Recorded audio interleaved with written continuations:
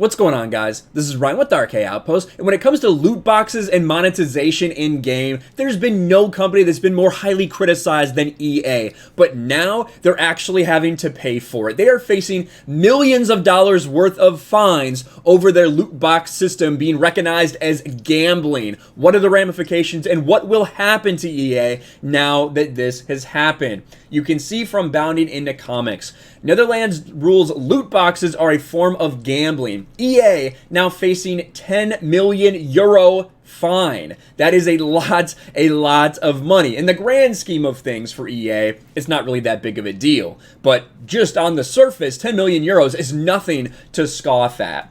EA is now facing a $10 million fine after their lengthy battle over the legality of loot boxes in the Netherlands has resulted in the country's government declaring the game mechanic is, in fact, a form of gambling. That's what this all hinges on.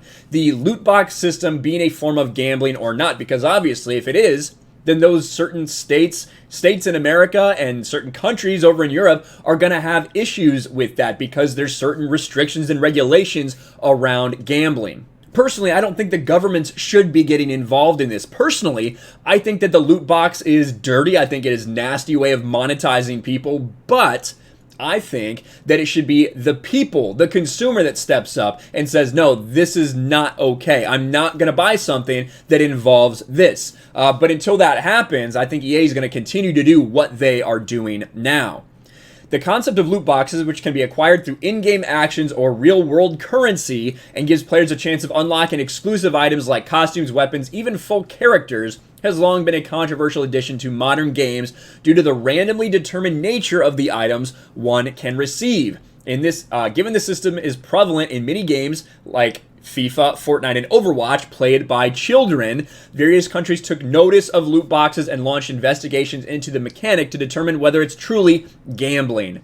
Now, the UK did this, and the UK said, no, it doesn't rise to the level of gambling. The United States, there's several cases right now where they're looking at, including one in California. EA faces class action lawsuit over Ultimate Team loot boxes. Now, you see this not only in EA franchises, but you see it in NBA 2K as well. This type of collect your team. You're basically paying to open packs of cards that have random players in them. And you can use those players in your My Team. The better your players are, the better your My Team can perform. And it really is just chance. You pay real money. Well, you can get it through in-game stuff, but it takes forever. But you pay real money to open these random packs and get a random character and hope you hit it big.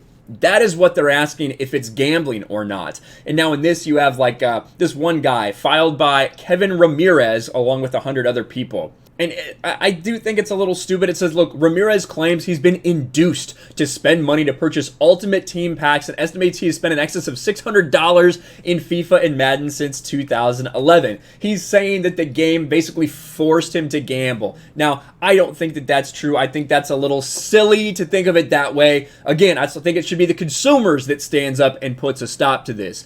But this is what's going on in the United States. There are class action lawsuits. They're looking into, the government's looking into banning loot boxes potentially. And now in the Netherlands, Belgium and the Netherlands classified the practice as gambling and banned their sale within their borders.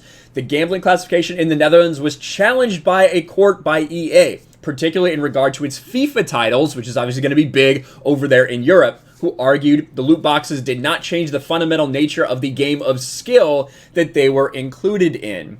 So that's what the entire suit is about. Does this constitute gambling? Well, the courts in Netherlands says yes, indeed, it does. This is one of the things they stated. The KSA also stated they were alarmed that more and more games are appearing with elements of gambling, not least because gamers tend to be young and particularly susceptible to developing a gambling addiction, and noted their belief that it is crucial to shield vulnerable groups such as minors from exposure to gambling. Now, like I said, we get into some of this stuff. I really think that this shouldn't be the government that gets involved in this. I think that it should be the consumer. But again, I'm just reading what the courts in the Netherlands are stating. Adults likewise stand to benefit in this regard. They should be aware of what kind of game they're playing. This is in part why the KSA feels that a strict distinction must be made between games and games of chance. As a result, here's the big thing. As a result of this decision, Both EA and its payment processing arm face weekly fines of 250,000 euros, exceeding no more than 5 million euros total each, for a potential grand sum of 10 million euros. So that's just under 12 million United States dollars.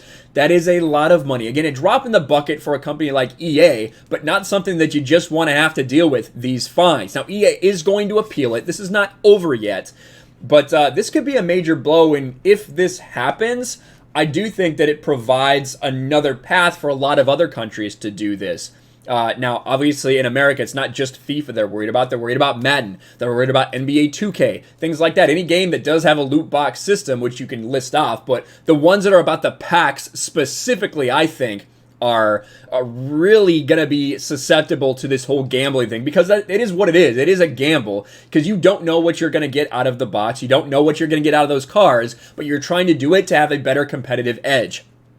It's a slippery slope, allowing your government to decide what can and can't be in your video games, which again is why I think the consumers should do it. However, it's got to be scary if you're EA, because that is a huge source of revenue for you, is the loot box system, the monetization in their games. He's just going to force them to have to rethink that they do it. If it goes the next couple years, if more and more countries ban this, they might have to stop it. They might actually have to stop doing this because of what these governments are forcing them to do. Interested to hear your thoughts on all of it. Let me know what you think. Make sure you smash the like button, subscribe to the channel, ring the bell for notifications, share this video out there, and I'll talk to you later. Thanks for watching, everyone. And a huge shout out to my patrons. I appreciate you guys so much. Want to follow me on Twitter or Instagram?